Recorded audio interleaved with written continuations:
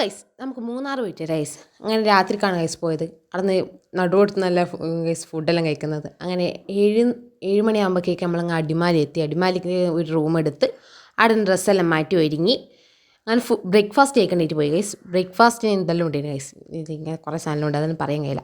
പിന്നെ പെരിയ പെരിയ മലകൾ താണ്ടി, കാടുകൾ താണ്ടി, പിന്നെ തേയിലത്തോട്ടങ്ങൾ താണ്ടി, കുറച്ച് കുടൽമഞ്ഞെല്ലാം താണ്ടിയിട്ട് നമ്മളങ്ങനെ പോകുമ്പോഴേക്കും ഒരു KSRTC നമ്മളെ വണ്ടിയും ഒരഞ്ഞില്ല എന്ന് ഇതിനകത്ത് നിന്ന് ഗൈസ്. ഒന്നും പറ്റിയിട്ടില്ല, വേഗം തന്നെ നമുക്ക് രക്ഷപ്പെടാൻ പറ്റീന്.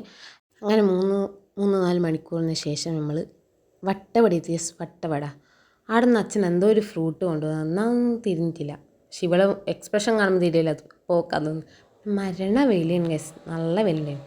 നമ്മളങ്ങനെ ഒരു കൂളിംഗ് ഗ്ലാസ് മേടിച്ച്, പിന്നെ കുറച്ച് പട്ടിഷ് ഇടണ്ടേ, അതെല്ലാം ഇട്ട് ഞങ്ങൾ ചോളം മേടിച്ച് ഗൈസ്.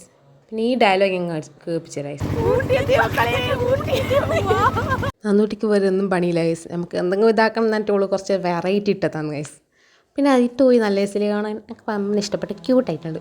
കുറേ ടോയ്സും കുറേ പിടിയെല്ലാം കഴിയുന്നുണ്ട്. ഇന്നേക്ക് ഇത്രയേ ഉള്ളൂ ഗൈസ്. ബാക്കിയെല്ലാം നാളെ. Bye guys.